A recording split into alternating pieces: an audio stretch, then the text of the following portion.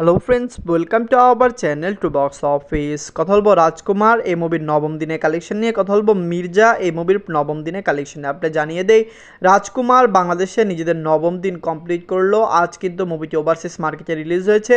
Overseas মার্কেটে নিজেদের প্রথম দিন মুভিটি কমপ্লিট করেছে। কথা বলবো ওভারসিজ মার্কেটের সকল কালেকশন নিয়ে। ভিডিও ভালো লাগে তো লাইক করবেন, এবং এখনও যদি টু বক্স অফিস চ্যানেলটি সাবস্ক্রাইব না করে থাকেন, সবার আগে সকল মুভির latest subject plus box office collection জানার জন্য আমাদের চ্যানেলটি সাবস্ক্রাইব করে নেবেন। আপনারা জানেন প্রিয়তমার কালেকশন আমরা দিয়েছি, রাজকুমারের দিচ্ছি। আগামীও যেই সব film Shakib Khan sir release হবে, আমরা সেই ফিল্মেরও আপডেট দিয়ে থাকবো। প্রথম কথা বলবো রাজকুমার নিয়ে। বাঁচল 10 কোটি টাকা। লিড হলো সুপারস্টার সাকিব খান স্যার। নবম দিন কমপ্লিট করে নিয়েছে সুপারস্টার সাকিব খান স্যার। রাজকুমার সিনেপ্লেক্স মাল্টিপ্লেক্সে ভালো কালেকশন করলো। সিঙ্গেল স্ক্রিনে এবার মুভিটি পিছিয়ে রয়েছে। আপনি জানিয়ে দেই, এর আগে প্রিয়তমা কিন্তু সিঙ্গেল স্ক্রিনে ভালো কালেকশন করলো, মাল্টিপ্লেক্স এবং সিনেপ্লেক্সে পিছিয়ে ছিল, কিন্তু এবার এর উল্টোটা হয়েছে। যাই হোক, রাজকুমার ব্লকবাস্টার কালেকশন করেছে, সকল জায়গা থেকে মুভিটি ভালো কালেকশন এনে দিয়েছে। বক্স অফিসে মুভিটি পজিটিভ রিভিউ, ভালো রেসপন্স পেয়েছে। অনেক দর্শকরা বলেছে রিসেন্ট টাইম কি গত 10 বছরও সুপারস্টার সাকিব খান স্যারের এইরকম কোয়ালিটি ফিল্ম হয়নি। নিজেদের নবম দিনে বাংলাদেশ থেকে আয় করেছে 1,30,00,000 টাকা। ওভারসিজ মার্কেট থেকে আয় করেছে 62 লক্ষ টাকা। ওয়ার্ল্ড মার্কেট থেকে আয় করেছে 1,92,00,000 টাকা।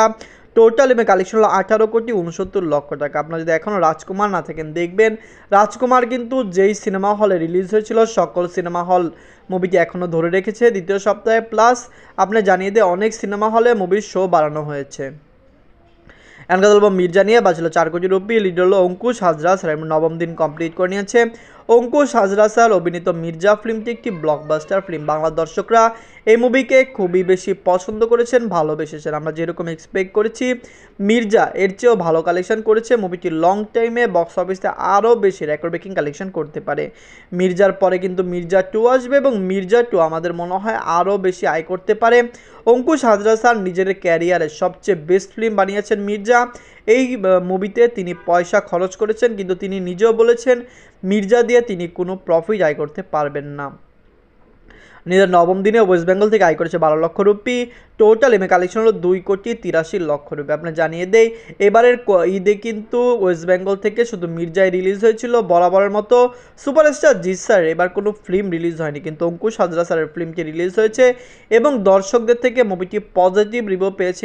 ঈদেতে মুভিটি রিলিজ হয়ে সাকসেসফুল হয়েছে। আমরা আশা করছি মুভিটি ব্যবসা সফল হবে। আপনারা যদি এখনও মির্জা রাজকুমার না থাকেন, দেখবেন কমেন্ট করে জানিয়ে দিন এই দুইটি মুভির মধ্যে সবচেয়ে সেরা বাংলা মুভি কোনটি। ধন্যবাদ।